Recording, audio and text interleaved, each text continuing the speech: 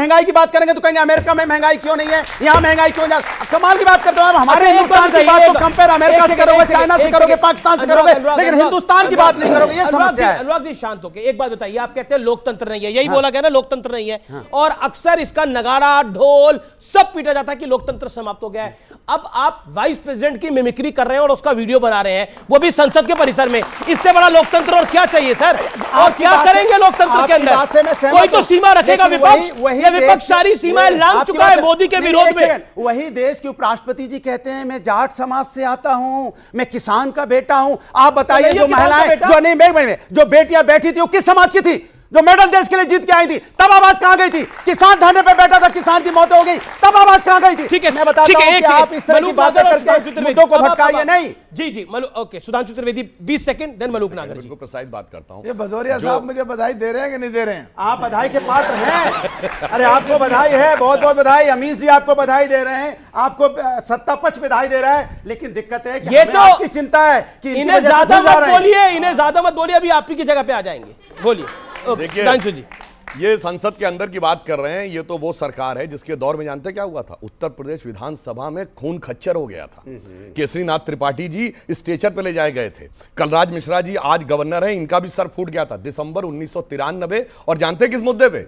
इनके वो स्पीकर थे, उन्होंने विश्वास मत ध्वनिमत से पारित कर दिया, जबकि विश्वास मत कभी भी बगैर मत विभाजन के पारित नहीं हो सकता। सरकार का विश्वास मत ध्वनिमत पे हुआ, विपक्ष ने अपोज किया तो मार पिटाई हुई। दूसरी बार 22 अक्टूबर 1997 लोगों को चोटें पड़ी थी, मायावती जी के ऊपर भी हुआ था। ये तो अपने जमाने में वो कर चुके हैं। अब मैं बताता हूं जाट समाज के ऊपर। देखिए मैं बिल्कुल मानता हूं कि जो लड़कियां बैठी थी वो देश के लिए उन्होंने शानदार काम किया है, पर मैं ये भी कहना चाहता हूं अगर आप समाज के स्वाभिमान की बात करते हैं तो जाट समाज में तो एक से एक पहलवान हुए हैं, एक से एक खिलाड़ी हुए हैं। अरे आज से थोड़ी हुआ है। हाँ। अरे बताइए मोहम्मद गोरी को भी खोखरों ने मारा था। हाँ, तो? अगर आप देखिए हुणों को भी जाटों ने हराया था, तो ये कोई बहुत बड़ी बात नहीं थी।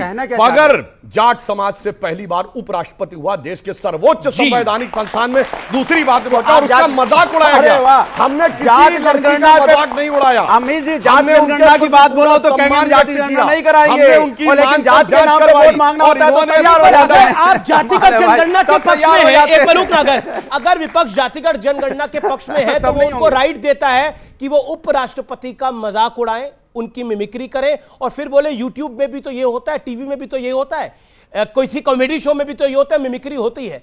तो भारत की संसद में भी ये कॉमेडी शो चल रहा है जिसकी रिकॉर्डिंग राहुल गांधी कर रहे थे। अमीश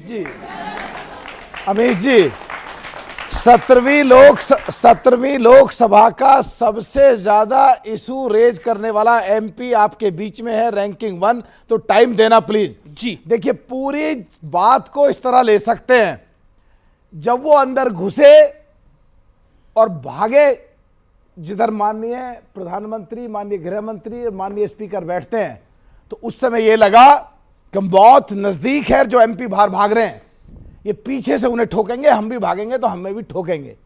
तो डर था और उस डर की वजह से ये कि इन्हें वेपन ना निकालने दें, पकड़ें। तो जैसे ही नजदीक गए जूता निकाला तो एक बार को डर कम हुआ कि इन पे वेपन नहीं है, जूता फेंकेगा। तो जैसे ही जूते में से उसने खोला सो कॉल्ड कलर बॉम्ब या गैस बॉम्ब, और उसमें जो गैस निकली है बिल्कुल मौत एकदम सामने दिखी, लगा अंधे होने वाले हैं, लगा फेफड़े बंद हो जाएंगे, लगा फेफड़े बंद हो जाएंगे और आज घर मिलेंगे नहीं मिलेंगे, मरने से पहले इन्हें मार लें, फिर खुल के बहुत खुल के नील पड़े हाथ में खूब ठुकाई करें। एक बात। दूसरा आपने और बेनीवाल जी ने इस इशू को लेके अगर संसद में अंदर टकराव था तो सोच की बात यह है, हम लॉ मेकर हैं, कानून बनाने वाले हैं, हमारे लिए भी गाइडलाइंस हैं, उनका अगर वायलेशन करेंगे और जो चीजें तय नहीं हैं उनको करेंगे, उस गंभीर मुद्दे पे अगर आके सस्पेंशन होता है और उस सस्पेंशन में अब बाहर आके संसद के गेट पे बैठ करके जो मिमिक्री करेंगे, तो मेरे हिसाब से ये ठीक नहीं है देश के लिए या देश की सभी जातियों के लिए, पिछड़ों के लिए, जाट समाज के लिए या उनके साथ जो गुजर और सब जातियां आती है, किसी के लिए भी। अभी बात आती है, लेकिन क्या ये विपक्ष को भारी पड़ेगा ये जो हुआ करा है? सब कह रहा हूं मैं। अब इसी चीज को लेकर के अगर आज सड़क संसद पे घूम रहे हैं तो मैं ये कहना चाह रहा हूं, 2001 में यही सरकार थी एनडीए की, हमला हुआ तो जो हाई पावर कमेटी बनी थी उसकी जो रिपोर्ट थी वो कंप्लायंस हुई कि नहीं हुई, दोनों एनडीए की भी यूपीए की भी दोनों रही है। तो बजाय उसमें उसकी रेस्पॉन्सिबिलिटी फिक्स हो, 2024 का चुनाव दिख रहा सबको, आरोप प्रत्यारोप जस्टिफाई करने पर लगे हैं। मेरे मैं सवाल मेरे का जवाब भी साथी दे को दीजिए। ये कहना चाह रहा हूं जी, 2024 मेरे साथी को कहना चाह रहा हूं, भदौरिया साहब को जी, अरे देश में भाजपा और कांग्रेस के बाद सबसे बड़ी पार्टी जिसे इतनी वोट मिली और फिर 13.5% हमारे हैं। पहला देश बदल चुका है, नया परिवेश है, नए बच्चे हैं, नई सोच है, नई आजादी है, नया समाचार है, सोशल मीडिया है। बगैर मतलब के विरोध करोगे तो लोग बर्दाश्त नहीं करेंगे। सही बात को सपोर्ट करो, गलत बात को सपोर्ट, सही बात, गलत बात बिल्कुल का सही विरोध बात है। करो। बिल्कुल सही बात है, और सही बात संसद को में सपोर्ट कर रहे हैं। संसद में बिल्कुल सही। जहां सीटें, संसद में जहां नहीं, बात तो सीटें, इनके जहां रोजगार सीटें- की बात है। सब- ये सब संसद में सीटें- जाने की देखिए, तैयारी कर रहे हैं। जहां भगवान सीटें- चाहे अखिलेश जी इनको भेजें। सुधांशु जी, जहां संसद में सीटें खाली पड़ी रहती हैं और हम वहां टकरते हैं, जूझते हैं, भिड़ते हैं, लड़ते हैं जी। तुम सांसद बनाए हो सड़क पे प्रदर्शन बनने के लिए, दम है पर तो राहुल संसद गांधी में काम करो। राहुल गांधी जी कह रहे हैं कि ये लड़के जो थे वो बेरोजगार थे।